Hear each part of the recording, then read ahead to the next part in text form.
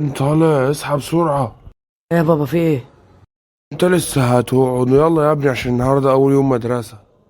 ايه ده انا نسيت ان المدرسة تفتح النهاردة. طب ماشي يا بابا، حاضر اروح دلوقتي. A few moments later. يا سلام، اخيرا ايام المدرسة جت عشان اخلص من العيال دي واقعد بقى براحتي، محدش يدوشني ولا هات فلوس ولا اي حاجة. بقول لك ايه يا ابو كراس، كنت عايزه 50 جنيه كده اروح اجيب حاجات. اهو انا جيت المدرسة اهو. ايه ده، هو مفيش حد هنا ولا ايه؟ انا لوحدي. ازيك يا زميلي؟ ايه ده يا زميلي، هو انت ايه اللي جابك هنا؟ ده النهارده اول يوم في المدرسة. انا اللي اعرفه عنك انك انت بتيجي ايام الامتحانات بس. اه يا زميلي انا ما كنتش جاي، انت فكرني كنت هاجي ولا ايه؟ ده بس اعمل ايه بقى ابويا، اعمل ايه؟ بقول لك ايه يا زميلي، ما تيجي نهرب من هنا نفلسع.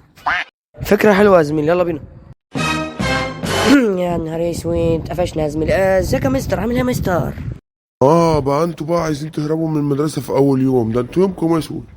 بقول لك ايه، اجري يا زميلي، ده عارف ان احنا عايزين نهرب. خد انت وهو، مش هسيبكوا.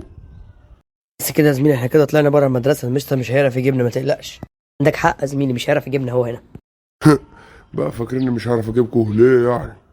بص يا زميلي، انا مش محتاج اقول لك بص وراك، اكيد انت عرفت الصوت ده بتاع مين. اجري. استناني يا زميلي.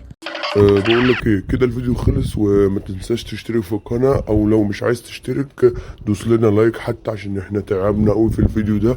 وعايز اقول لك على حاجة، روح مدرستك وخليك ملتزم وما تبقاش زي الفشلة دول. يلا سلام.